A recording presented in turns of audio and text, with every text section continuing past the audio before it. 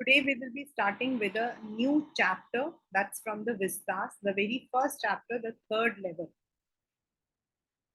It's written by Jack Finney, and when you read the chapter, if you have already read, you must have seen that the chapter is bit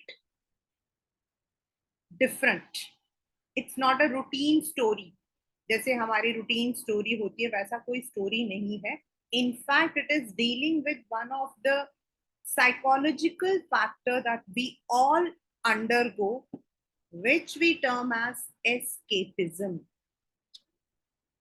इस chapter का जो theme है वो है escapism. Escape मतलब भागना. And इस chapter में the narrator or what we call as the main protagonist जो है वो अपने वरीज, अपने ऊपर की जो प्रेशर है उनसे वो भागना चाहता है. Means he wants to escape from all those problems which surrounds us, which circumvent us. हमारे चारों तरफ हम जिन प्रॉब्लम से घिरे होते हैं. अब आप लोग, you are all students. आपका प्रॉब्लम होगा आपके फ्रेंड्स, आपके प्रॉब्लम्स होंगे आपकी पढ़ाई, आपके प्रॉब्लम्स होंगे आपका career. For us, the problems may be a bit different. At every level, the problems are there and they are different. For a child, the problem might be something different. For an adult, it might be different. लेकिन जब हम इन problem से भागना चाहते हैं, that is termed as escapism. क्योंकि all the time we are running, हम भाग रहे हैं. The modern world, हालांकि ये जो चैप्टर है this has been written somewhere in 1950s, लेकिन अगर हम इस चैप्टर को अपने से भी रिलेट करते हैं तो it tells that the modern world is full of worries, war, आपस की रंजिश. हम क्या करते हैं, एक सुबह उठते हैं, ये करना वो करना, oh my god we have to answer to this person, we have to do this, we have to look after this. So we are all the time worried. और जो नरेटर है Charlie, he wants to run away. तो अब question आता है कि कहाँ run away, हम यहां से बचकर कहाँ जाते हैं. he doesn't want to die, वो कोई मरना वरना नहीं चाहता है. he wants to enjoy his life. और वो एंजॉयमेंट उसके लिए क्या है, जब वो बचपन में छोटा सा था तो वो अपने दादाजी के साथ रहता था गेल्सबर्ग में. Galesburg is a place in Illinois. Today Illinois is a very prominent place in US, लेकिन उस वक्त में इतना डेवलप नहीं था. तो जब वो बचपन में वहां रहता था तो वहां पर there were no worries, people were very calm and quiet. शाम को वो लोग सब एक दूसरे के साथ में रहते थे, बातें करते थे. The men used to have their group, the women used to have their group, and they would be enjoying the nature and their evening. आजकल ऐसा हो सकता है? हम तो शायद मूवी को भी पार्ट पार्ट में देखते हैं. आज थोड़ा देख लिया, कल थोड़ा देख लिया, हमारी तो ये हालत हो जाती है. We don't sit, we don't have that enjoyment. वो उस जगह जाना चाहता है. He wants to go back to that era जब वो अपने दादाजी के साथ रहता था, जहां पर no problems were there. He wants to go there. The main यहाँ पर क्या है कि वो जाना तो चाहता है लेकिन अपने साथ अपनी वाइफ को भी ले जाना चाहता है. इसका मतलब क्या है कि or else he is happy, लेकिन अपने काम को, अपने टेंशन्स को he is not able to face.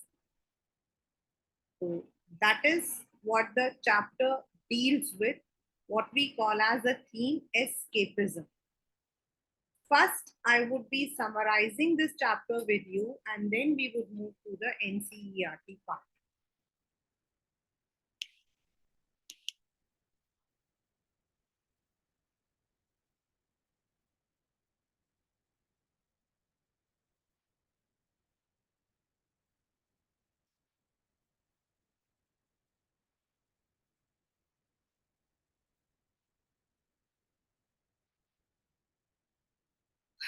These are the notes of the chapter.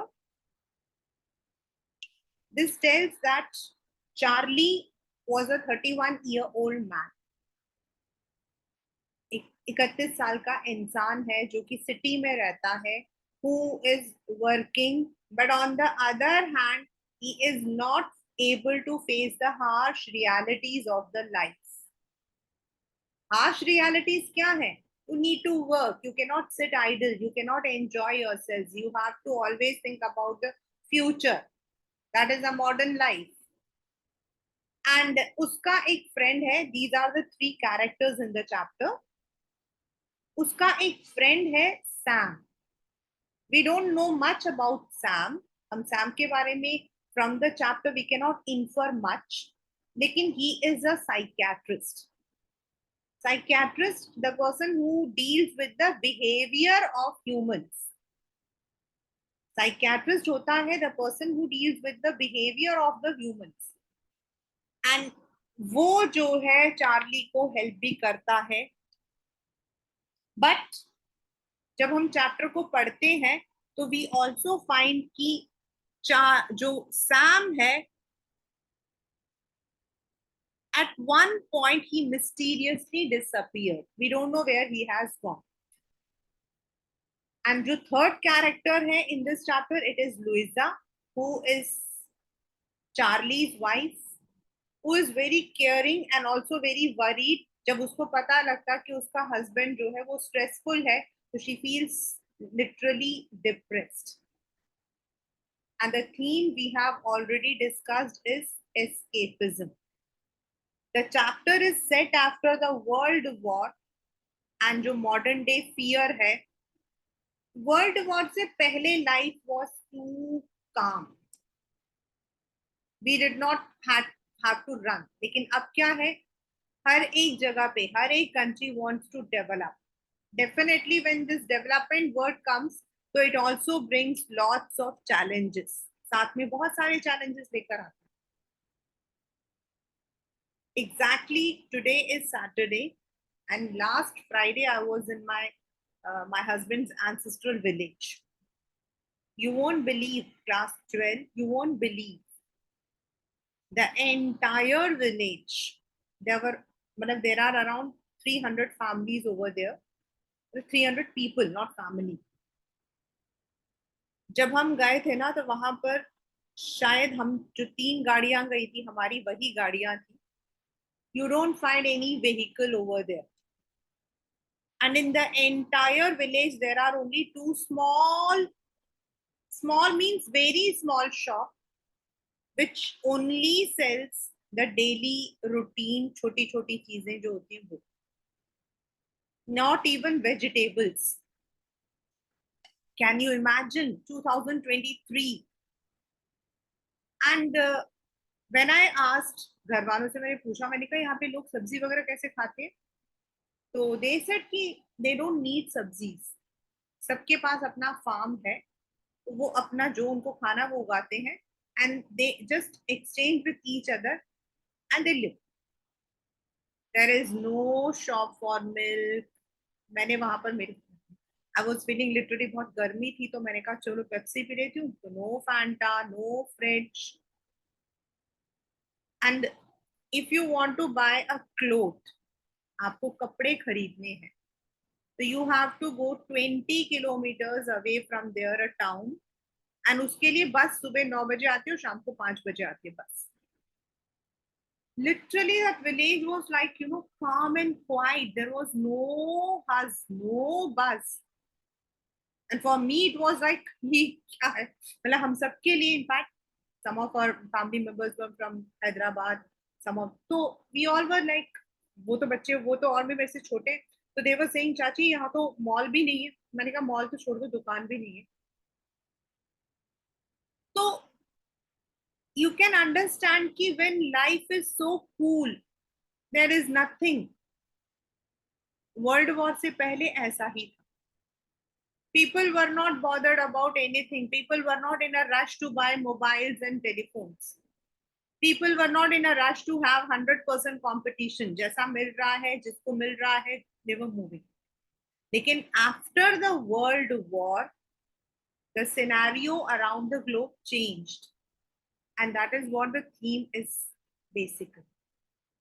Now, this is the gist of the chapter. Charlie जो है, actually he is moving back to his house.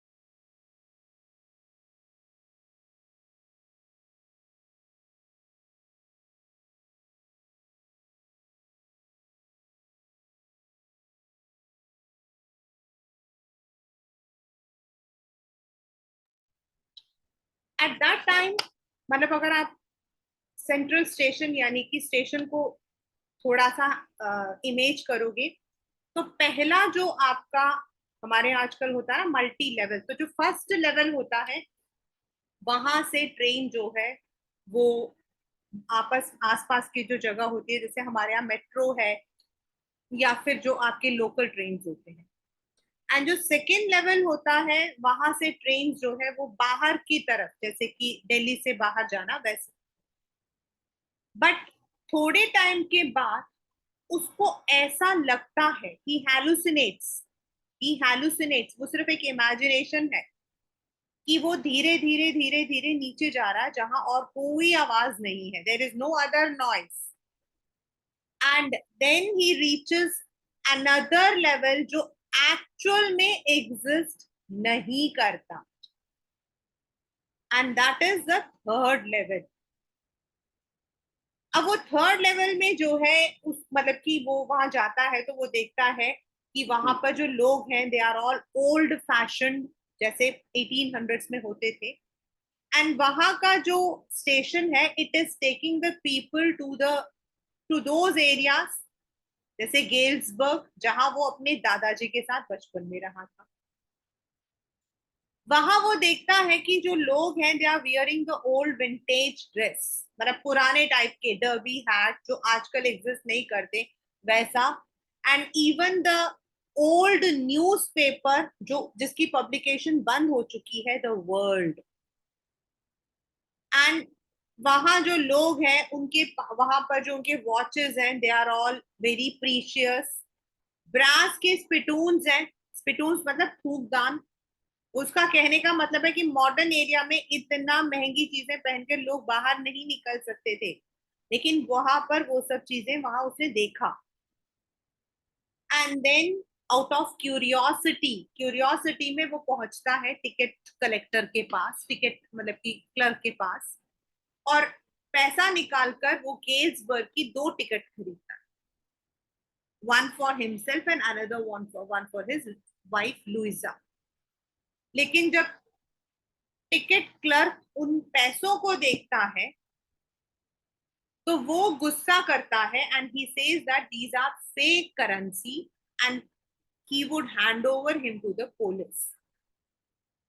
उसके पास तो है modern currency, लेकिन पुराने जमाने में तो आपकी ओल्ड करेंसीज होती थी। इस तरीके से ही हैलुसिनेट्स की एक थर्ड लेवल है जहां से ट्रेन उन जगहों पर जा सकती है जहां पर वो लाइफ वॉज वेरी क्वाइट। वहां से जब वो घर वापस आता है, he tells his friend Sam about the same, about his उसकी जो वाइफ है उनको भी बताता है।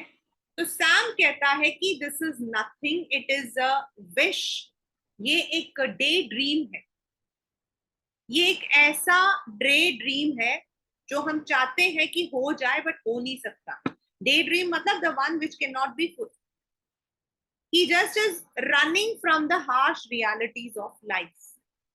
उसकी जो वाइफ होती है वो थोड़ा घबरा जाती है, बट सैम उसको एश्योर कर देता है। On the other hand Charlie जो है उसके दिमाग में ये बात बैठ जाती है that there is a third level and he can go to that place Galesburg Illinois जहां उसने अपनी लाइफ को जो है एंजॉय किया।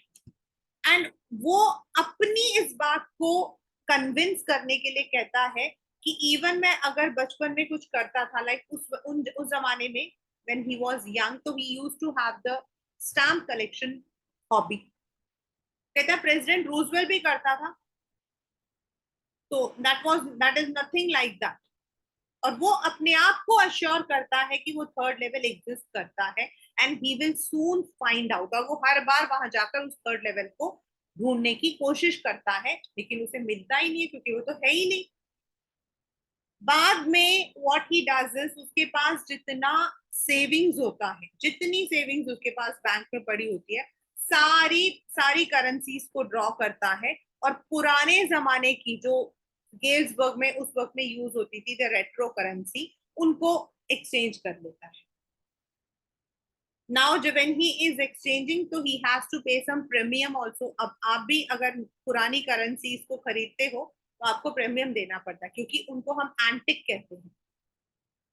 लेकिन उसको वो करेंसी तो वो कर लेता लेकिन he never finds. In the mean while उसका फ्रेंड सैम कई दिनों से नहीं आया होता है और इसको लग रहा होता है कि सैम जरूर थर्ड लेवल ढूंढ रहा है।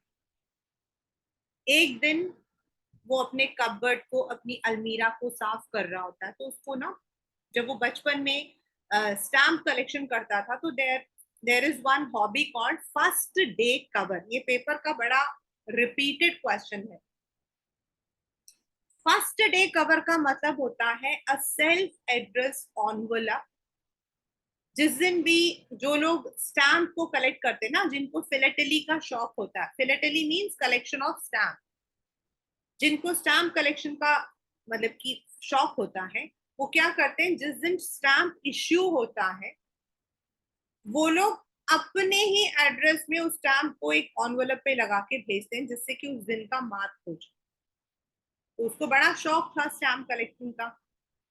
वो एक कवर निकालता है और उस कवर में एक ऐसा कवर निकलता है which is not blank. Normally ये जो फर्स्ट डे कवर होता है ये ब्लैंक होता है लेकिन उसके अंदर एक चिट्ठी होती है एंड आयरॉनिकली उसको लगता है वो चिट्ठी सैम ने लिखी है and that too back dated, जिसमें वो लिखता है कि उसको जो है थर्ड लेवल मिल गया था एंड दैट वो गेल्सबर्ग पहुंच गया है एंड वो वहां पर अपनी लाइफ को एंजॉय कर रहा है एंड वो इवन चार्ली और उसकी वाइफ को भी वहां पर इनवाइट कर।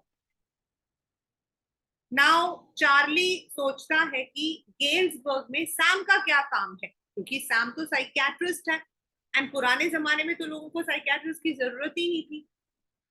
देन उसको लगता है कि अक्सर सैम कहा करता था कि उसको ग्रेन बिजनेस करना बहुत पसंद है तो शायद वो वही करता होगा क्योंकि पुराने जमाने में तो लोगों को जरूरत ही नहीं थी। मॉडर्न डे जो है that's full of bulbs and the story abruptly ends leaving a suspense. कोई इसका कोई एंडिंग नहीं है, बस स्टोरी जो है वो खत्म हो जाती है with this letter. This is the letter of Sam which you will find in your book. So this is the chapter. This is the what you call as summary of the chapter, the third level. Now we will be doing the same chapter along with our NCRT.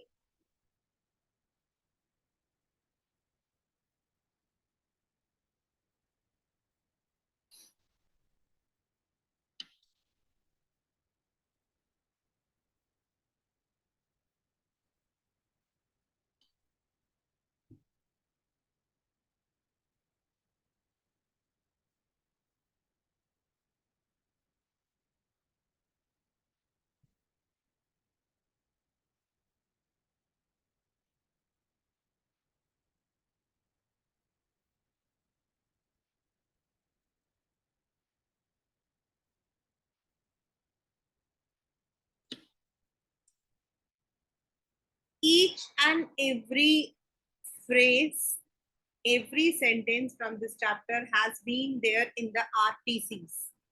जब हम board के बारे में बात करते हैं, तो in the boards we always had many questions from the RTCs. Of course, it is also dealing with the theme of the chapter, जो इस chapter का theme है escapism.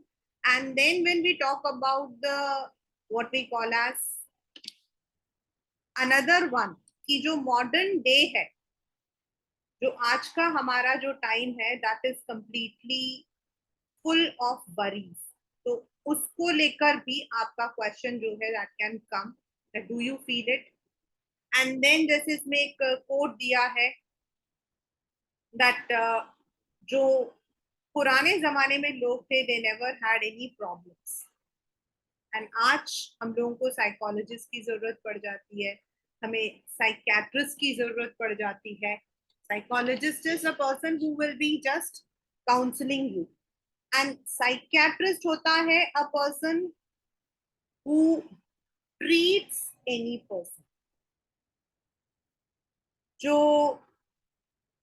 ट्रीट करता है किसी भी इंसान को. तो there are two kind of, तो साइकियाट्रिस्ट और साइकोलॉजिस्ट हमें दोनों की जरूरत पड़ जाती है आजकल, because we are too worried, we are always on the move, हमें हमेशा एक चीज खत्म हुई हम दूसरे में पहुंचा. So these are some of the themes that the chapter is dealing with. But please remember that from the RTCs, you may be having a number of questions, and don't be confused about anything. This is only a simple question कि हम अपने जो pressure होता है उसको कभी कभी deal नहीं कर पाते हैं, and we want to run away to the place where we enjoyed ourselves.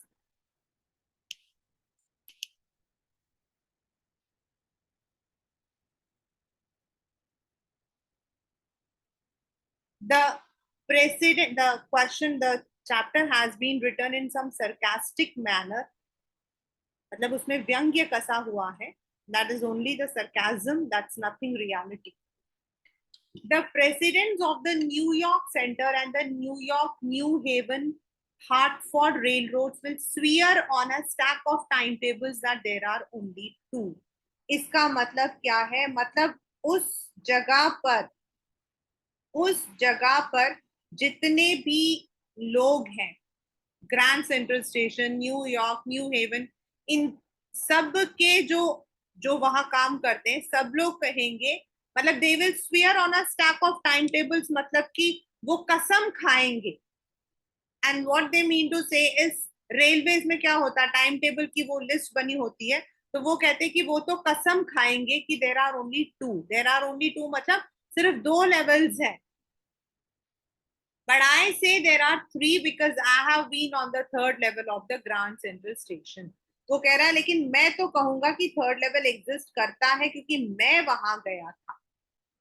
Yes, I have taken the obvious step. I talked to a psychiatrist friend of mine, among others. I told him about the third level at Grand Central Station, and he said it was a waking dream wish fulfillment. ये paper में आपके आया हुआ है. What is the meaning of waking dream wish fulfillment? मतलब waking मतलब जगा हुआ, जागते हुए देखने वाला सपना, यानी कि इमेजिनेशन, यानी कि hallucination. He said I was unhappy. That made my wife kind of mad. मतलब उसको लगा कि उसका हस्बैंड अनहैप्पी है, लेकिन उसने एक्सप्लेन किया, this is a theme also, that he meant the modern world is full of insecurity, fear, war, worry, and all the rest of it, and that I want to escape. Well, who doesn't? Everybody I know wants to escape, but they don't wander down into any third level at Grand Central Station. उसने कहा कि कुछ नहीं है, इस पर काम का प्रेशर है, इस पर मॉडर्न डे की जो कंपटीशन है उसकी एक इनसिक्योरिटी है, बस ये उन चीजों से भागना चाहता है. तो ये कहता है कि कौन नहीं भागना चाहता, बट मुझे तो थर्ड लेवल मिला था. This is how he is asserting his word कि थर्ड लेवल एग्जिस्ट करता था. But that is the reason he said, and my friends all agreed. Everything points to it. They claim my stamp collecting. तो उसने कहा कि भाई हाँ, उसकी हर एक जो आदत है वो जो है, इट शोज कि ये सच्चाई को सामना नहीं करना पड़ता। तो वो कहता है माई stamp collecting for example that is a temporary refuge from reality. Refuge का मतलब होता है शेल्टर। तो कहता है जैसे हम लोग ये स्टैम्प कलेक्शन करता है, what is stamp collection, that's थोड़े टाइम के लिए हम अपने प्रॉब्लम्स को भूलना चाहते हैं। तो ये उस चीज के लिए आर्ग्यू करता है, well may be but my grandfather did not need any refuse from reality, things were pretty nice and peaceful in his day, and from all I hear and he started my collection. वो कहता ठीक है, अगर तुम लोग कहते हो कि स्टैम्प कलेक्शन जो है वो एक सच्चाई से भागने का एक तरीका है, तो दादाजी क्यों करते थे? उस जमाने में तो कोई प्रॉब्लम ही नहीं थी, और उन्होंने ही मुझे इसकी आदत डाली थी। It is a nice collection, 2 blocks of 4 of practically very US issue first day covers and so on. वो कहता मुझे तो बड़ा अच्छा लगता है यूएस के जितने भी स्टैम्प्स होते हैं उनमें उनको कलेक्ट करना, फर्स्ट डे कवर्स रखना। President Roosevelt collected stamps too you know, मतलब वो अपनी बात को मनाने के लिए कहता है कि प्रेसिडेंट रूजवेल भी तो स्टैम्प कलेक्शन करता था, तो क्या वो सच्चाई से भागता था? मतलब he is not ready to accept the truth that he was escaping. Anyway, here is it what happened at Grand Central Station. ये बता रहा है कि वहां पर क्या क्या हुआ था, what he had seen, what he had imagined. One night last summer I worked late at office. I was in a hurry to get uptown to my apartment, so I decided to take the subway from Grand Central because it is faster than bus. एक दिन वो बहुत late हो गया था, तो he wanted to go back house, जल्दी जाना चाहता था, उसने सबवे ले लिया। Now I don't know why this should have happened to me, I am just an ordinary guy named Charlie, 31 years old, and I was wearing a tan gabardine suit and a straw hat with fancy band. I passed a dozen men who looked just like me, and I wasn't trying to escape from anything. I just wanted to get home to Louisa, my wife. तो वो अपनी बात को और मना रहा, वो कह रहा मैं तो 31 साल का एक इंसान हूँ, ऑफिस जाता हूँ, मैंने टैन कलर का सूट पहना हुआ था और जैसे सब लोग हैं वैसे मैं भी था, और मुझे तो नहीं लगता मैं किसी चीज से भाग रहा था, मैं तो सिर्फ घर जा रहा था। I turned into the Grand Central from Vanderbilt Avenue, went down the steps to the first level, where you take trains like the 20th century. मतलब आसपास के जो इलाके होते। Then I walked down another flight to the second, another flight मतलब नीचे staircase से, where the suburban train leave from the luck into the arched doorway heading for subway and got lost. और उसके बाद वो सेकंड में गया जहां से सबर्बन है। सबर्बन का मतलब होता है सब अर्बन, सब अर्बन यानी कि अर्बन एरिया का जो बाहरी इलाका होता है उसको बोलते हैं सबर्बन, यानी कि आपके लोकल ट्रेन वगैरह। That's easy to do. I have been in and out of Grand Central hundreds of times, but I'm always bumping into new doors and stairs and corridors. Once I got into a tunnel about a mile long and came out in the lobby of Roosevelt Hotel. वो कहता है कि ये जो area ये बड़ा complex है, complicated है, मैं हमेशा यहाँ से जाता हूँ, हर बार एक नई जगह पहुंच जाता हूँ। एक बार तो मैं सेंट्रल स्टेशन से आया तो बाहर आया तो रूजवेल्ट होटल था।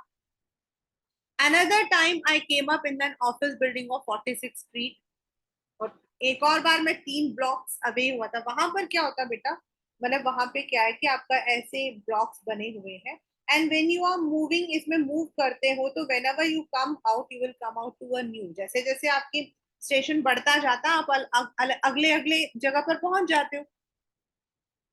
Sometimes this has come in the paper. I think Grand Central Station is growing like a tree. It's a simile, and this has come in the exam also.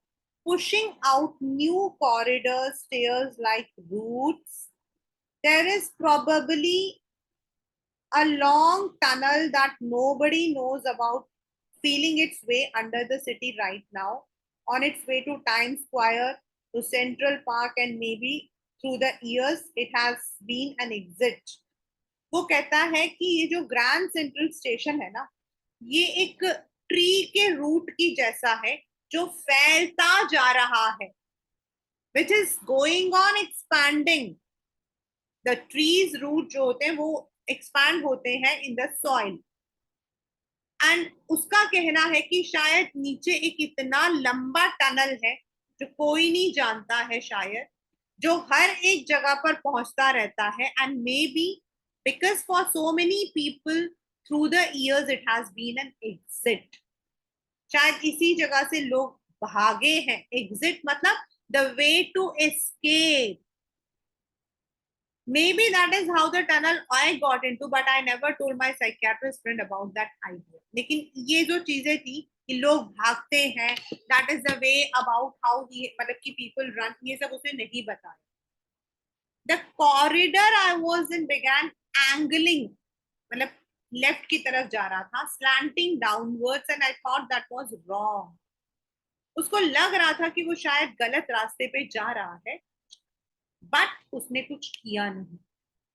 All I could hear was the empty sound of my own footsteps. I didn't pass a soul.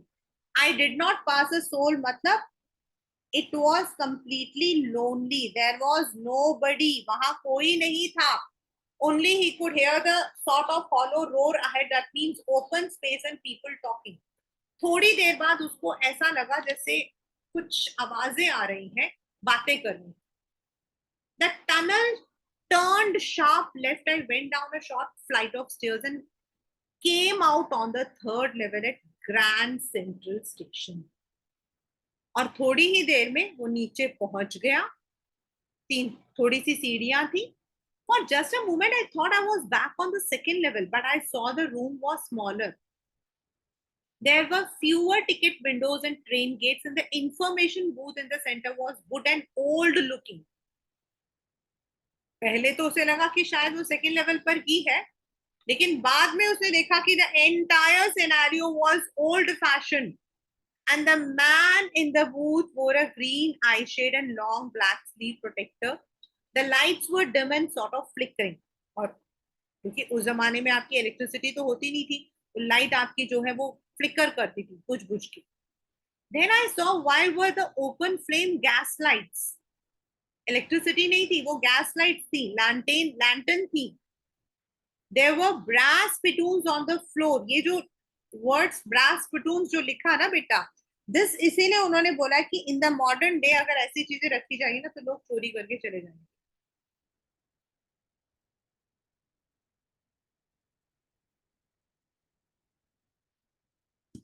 He snapped, sorry. And across the station a glint of light caught my eye. A man was pulling a gold. मतलब कुछ ऐसा लगा उसकी आंखों में चुभ रहा, तो उसने देखा कि एक आदमी के पास गोल्ड वॉच है. वेस्ट इज आपके मतलब की inner wear. He snap open the cover. उसने उसे खोला. Glanced at his time. Time देखा और फ्राउन किया. He wore a derby hat, black 4-button suit with tiny lapels, lace, and he had a handle beard. Handle beard मतलब ऐसे ऊपर की तरफ जो होता है ना, वो मुस्टेच. मुस्टेच मतलब मूछे. फिर उसने देखा. Then I looked around and everyone in the station was dressed like 1890 something. मतलब उसको ऐसा लगा सब 1800 के लोग हैं. I never saw so many beards, sideburns, fancy mustaches in my life. A woman walked in through the train gate. She wore a dress with leg of mutton sleeves. Leg of mutton मतलब mutton के जैसे पैर होते हैं ना, वैसे sleeves. आजकल वैसे पैर नहीं होते, वो ऐसे भरे हुए ऐसे करके. आजकल दोबारा से आ गए fashion, means old fashion. And the skirts to the top of her high button shoe. Back of her, out on the tracks, I caught a glimpse of locomotive, a very small Carrier and Ives locomotive with a funnel-shaped stack. पुराने जमाने का एक engine खड़ा था. And then I knew. What he knew? That he was on some other place. To make sure, I walked over a boy and glanced at the stack of papers. उसके पास paper का bundle रखा था. The world.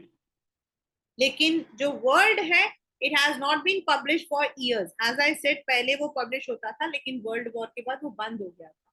और इसने जो है, Charlie ने world को लाइब्रेरी में देखा था एक बार. The world hasn't been published for years. The lead said something about President Cleveland. और उसमें जो डेट लिखा था, I have found that front page since in the public library files, और उसमें डेट लिखा था 1894. I turned toward the ticket windows, knowing here on the third level at Grand Central, I could buy tickets that would take Louisa and me anywhere in US we wanted to go in 1894. And I wanted 2 tickets to Galesburg, Illinois. Now, in this chapter, the question comes, why does he want to take his wife along with? Because वो अपनी ऐसा नहीं था कि he was completely, वो रिनंस नहीं करना चाहता था वर्ल्ड को, बट वो अपने काम के प्रेशर से परेशान था. Have you ever been there? This is the description of that area, that is Galesburg, Illinois. It's a wonderful town still. मतलब बिल्कुल peaceful. Still मतलब peaceful. With a big old frame houses, huge lawns, tremendous trees, whose branch meet overhead and roof the trees. मतलब इतने बड़े बड़े trees हैं, दोनों तरफ से जब ट्रीज ऐसे झुकते हैं तो ऐसा लगता है कि they have covered the streets. Why he is mentioning this? क्योंकि मॉडर्न डे में तो ट्रीज मिलते ही नहीं. And in 1894, summer evenings were twice as long and people sat out on their lawns, men smoking cigars, talking quietly, the women waving palm leaf fans with fireflies all around. Women के हाथों में जो है fans होती थी palm leaves की, और fireflies आपके होते हैं वो जुगनू. In a peaceful world. To be back there with the First World War still 20 years. अभी वर्ल्ड वॉर ही नहीं शुरू हुआ था. And World War II after 40 years. I wanted 2 tickets. The clerk, paper में क्वेश्चन आया कि क्लर्क ने उसे क्यों डांट लगाई. Why did the clerk refuse to take the money? The clerk figured the fare. He glanced at my fancy handband. He figured the fare and I had enough for 2 coach tickets one way. But when I counted out the money and looked up, the clerk was staring at me. He nodded at the bills. Bills मतलब at the money. उसने कहा, they aren't money, mister. ये कोई पैसे नहीं है. And if you are trying to skin me, मतलब if you are trying to fool me, अगर तुम मुझे बेवकूफ बनाना चाहते हो, तो you won't get any fare, very fair. तुम कहीं दूर नहीं जा पाओगे. And he glanced at the cash drawer beside him. अब इसने देखा, the money was old style bills, half big as the money we use nowadays and different looking. I turned away and got out fast. There is nothing about jail even in 1894. उसने कहा भाई jail तो jail ही है, चाहे 1894 का हो 1900 का हो. And that was that. I left the same way I came, I suppose. Next day during lunch hour, I drew $300 out of the bank, nearly all we had, and bought old style currency. That really worried my psychiatrist friend. You can buy old money at almost any coin dealer, but you have to pay a premium. मतलब आप पुराने जो money है उसके साथ exchange कर सकते हो, लेकिन आपको कुछ प्रीमियम देना पड़ेगा. My $300 bought less than 200 in old style, but I didn't care. Eggs were 13 cents a dozen. भाई उस वक्त में आपका जो खर्चा था वो भी तो सस्ता था, कोई बात नहीं. But I have never again found that corridor that leads to the third level at Grand Central Station, although I have tried often enough. इसने कई बार ढूंढा, लेकिन इसे कभी मिला ही नहीं. कैसे मिलेगा, वो था ही नहीं. Louisa was pretty worried when I told her all this and did not want me to look for the third level anymore. After a while I stopped. I went back to my stamps. मतलब वो stamp collection उसकी एक hobby थी. But now we are both looking every weekend because now we have the proof that the third level is still there. क्यों ऐसा क्यों proof है? My friend Sam Wiener disappeared. Nobody knew where, but I sort of suspected that Sam is a city boy, and I used to tell him about Galesburg. I went to school there, and he always said he liked the sound of bass, and that is where he is all right in 1894. और इसको लगा कि Sam जो disappear हुआ है, हम नहीं जानते सैम कहाँ गया है, लेकिन अकॉर्डिंग टू चार्ली सैम जो है वो 1894 में गेल्सबर्ग पहुंच चुका है. Because one night fuzzing with my stamp collection, I found, well, do you know what is first day cover? If पहले 2 marker में आता था एक question. What is the first day cover? When a new stamp is issued, stamp collectors buy some and use them to mail envelopes to themselves on the very first day of sale, and the postmark proves the date. मतलब उस दिन जिस दिन issue हुआ उस दिन को सलामत रखने के लिए normally the philatelies मतलब the people who have the hobby of collecting the stamp. The envelope is called as the first day cover. They are never opened. You just put blank paper in the envelope. मतलब वो खाली होते हैं, उनमें हम कुछ नहीं डालते हैं, वो तो सिर्फ उस डेट को मार्क करने के लिए होता है.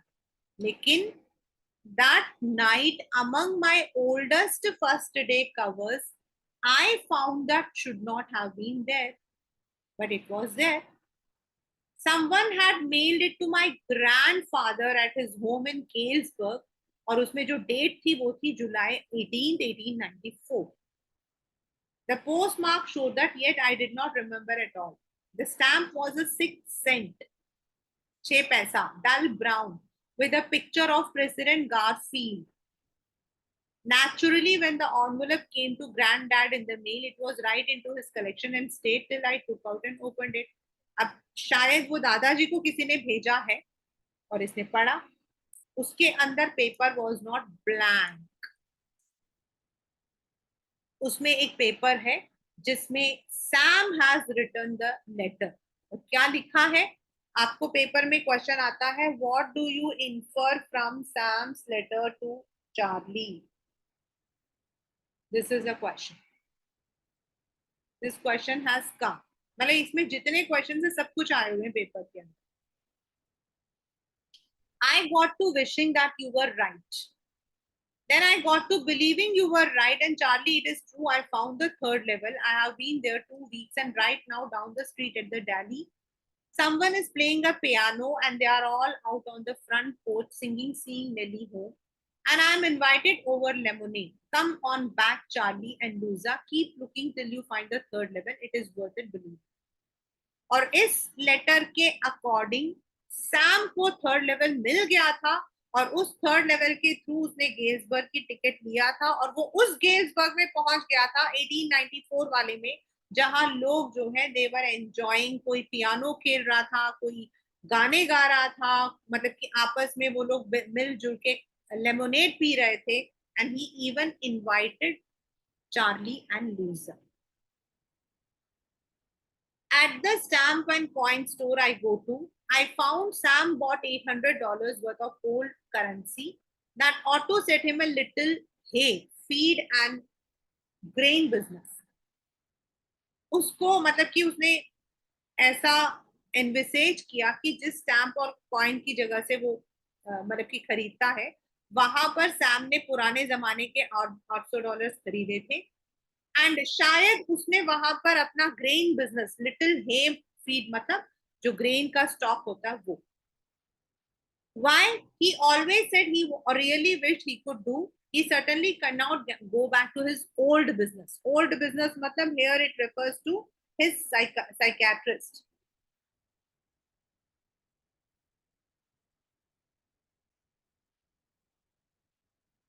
Not in Galesburg, Illinois in 1894. His old business. Why? Sam was my psychiatrist. Means वो अपने पुराने बिजनेस यानी कि साइकेट्रिस्ट क्यों नहीं बन सकता था? क्योंकि 1894 में लोगों को साइकेट्रिस्ट की जरूरत नहीं थी.